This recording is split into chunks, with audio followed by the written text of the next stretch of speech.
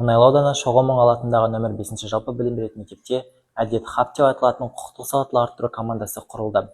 Команданың жетекшісі Естілеу Гүлмина Шамонқызы және оның ұйымдастырушысы мен, Қадырбек Нұрмұхан.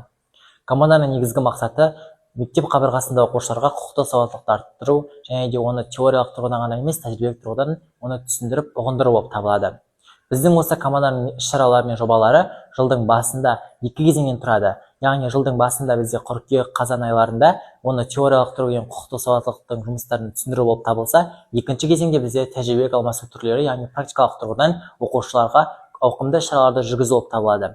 Оның ішінде мысал ретінде бізде сот процесі, құқықтық рейдтер, сонымен қатар рөлдік ойындар кіреді және де сайлау кіреді. Мысалы ретінде сот процесінде бізде оқушылар өздеріне әртүрлі рөлдер алады, мысалы адвокат, заңгер, немесе айыпталушы, жәбірленуші тарап, немесе прокурор сияқты, сот сияқты рөлдер алады да, сол рөлдер бойынша сол сезімді сезінеді, яғни сол атмосфераға кіреді. Және де сол сот процесінде бізде әртүрлі құқық бұзушылықтар мен теріс қылықтар қарастырылып, оқушыларға ол нәрсенің дұрыс емес екені түсіндіріледі.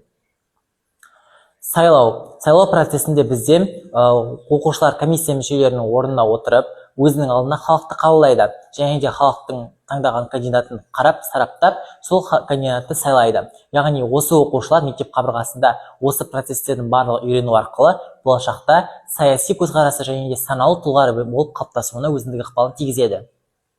Сонымен қатар бізде түрлі құқықтық тренингтер мен рейдтік шаралар жүреді. Біздің осы құқықтық тренингтерде мектептің ішкі тәртібі және де сыртқы тәртібі, түрлі заңдар мен көптеген құқық бұзушылықтардың дұрыс емес екендігі туралы түсініктеме жұмыстар жүргізіледі. Бізде алдағы уақытта осы құқық бұзушылықтардың теріс қылықтар, яғни былапыт сөйлеудің барлығы жастардың арасында не үшін орын алуда? Біз осы проблематиканы көтеріп, осы проблеманы зерттеу үстіндеміз.